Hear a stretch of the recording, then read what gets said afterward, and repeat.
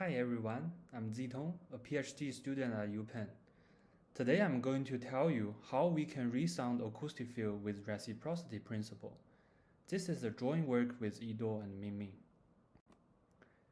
Acoustic field modeling has gained lots of attention due to their applications in virtual experience. This method can render impulse response of the scene. Based on this, we can synthesize realistic sound effect for virtual experience. However, in reality, sound source is moving in the scene. As a result, you need to deal with scenarios including conversations while walking and objects are moving. In other words, this is to support the rendering of any sound source position in the environment. However, most of the existing methods need lots of training data to support this. In this work, we introduce a task called Resounding to enable this capability.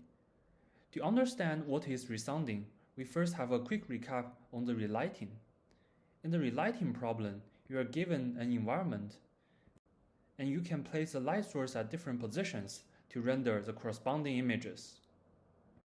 Similarly, in the resounding, we are also given this environment, and there are emitters at different positions. We need to estimate the corresponding acoustic field for all of them. However, there is a practical constraint in this task. When you take impulse response measurement, you usually have sparse listener measurements, but you would have even less emitter observation.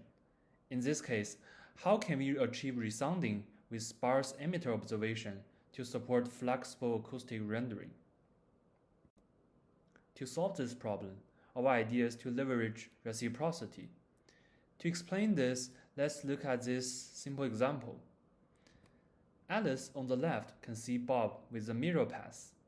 Due to the reciprocity, Bob could also see Alice along the same path, just in the opposite direction.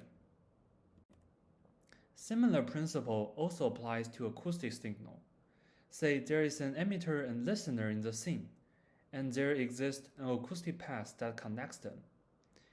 If we swap the position of emitter and listener, the acoustic ray will propagate just reversely in the environment. Besides, at each ray-environment interaction, the signal attenuation is the same. So the cumulative attenuation of the whole path remains the same. In addition, since the impulse response is the sum up of all the passes and each of them follow reciprocity, as a result, it should also remain the same after you exchange the emitter and listener pose. This leads to our solution. For vanilla acoustic field training, you input the emitter-listener positions and supervise on your measurement. In our method, you can exchange the emitter-listener poses. Due to the reciprocity, the impulse response should not change. As a result, you can supervise on exactly the same data. And we call this method VersaELE, emitter-listener exchange. So what is the intuition behind this? Let's look at this previous figure with dense listener and sparse emitter. After exchanging poses, we transformed the dense listener poses to dense virtual emitters. As a result, the dense emitters provide more supervision on the model. However, there is one more thing that can break the impulse response consistency, which is gain pattern. Gain pattern means that this emitter will not transmit signal equally into different directions. And this is also similar for listener to receive signal from different directions. With gain pattern, if you directly exchange the poses as we did previously, the impulse response will no longer remain the same. To solve this, we propose a different solution. We first swap out the original patterns with the shared one, and we also exchange poses. Now, instead of supervise on the same impulse response from the data as VersaELE does, we formulate a self-supervised learning task where these two branches of the model should output the same. And we call this method as VersaSSL, self-supervised learning.